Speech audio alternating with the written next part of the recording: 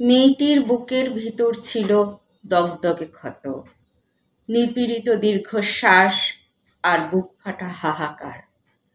আজন্ম কাল ধরে মেয়েটি শুধু ভালোবাসতে চেয়েছিল, ভালোবাসার স্বপ্ন নিয়ে বাঁচতে চেয়েছিল। বিনিময়ে পেল সে লাঞ্ছনা আর দীর্ঘশ্বাস। তবুও আজও তার মুখের হাসি অমলিন। মেয়েটি বাঁচে, আজও বাঁচে। মেয়েটি আজও স্বপ্ন দেখে, আজও মেয়েটি লড়াই করে। বীরাঙ্গনারা লড়তে জানে, বীরাঙ্গনারা বাঁচতে জানে। শুনলেন কবিতা বীরাঙ্গনা। কলম এবং কণ্ঠে আমি মৌমিতা পাল। কবিতা বোমবেটে মেয়ে। কলম এবং কণ্ঠে আমি মৌমিতা পাল। স্রোতস্বিনী নদীতে ভেসে যেতে যেতে লাল নীল বেগুনি মাছেরা আশেপাশে বারবার ঘোরাফেরা করে। কেউ কেউ ঠুকরে ঠুকরে রক্তাক্তও করে। পোকামাকড়ও কিছু কম নেই নদীতে। তবু বোমবেটে মেয়ে অনড় অবিচল, দৃঢ়তার সাথে সামলাতে থাকে নিজেকে। একসময় প্রতিবাদের আগুনে পুড়ে ছাই হয়ে যেতে থাকে সাপদ সংকুল পোকামাকড়ের দল।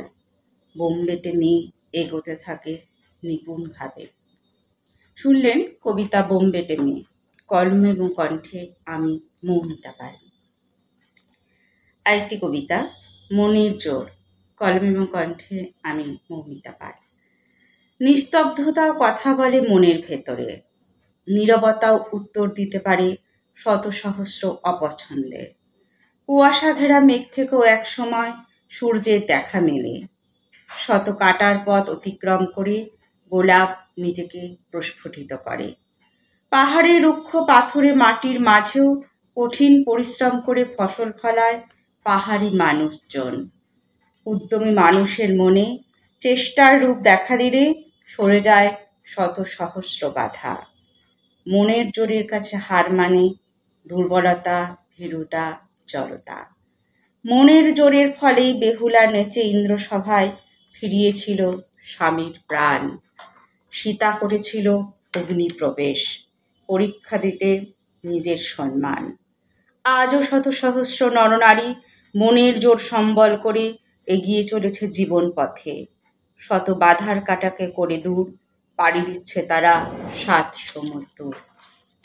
শুনলেন কবিতা মনের জোর। কলম এবং কণ্ঠে আমি মৌমিতা পাল। নমস্কার।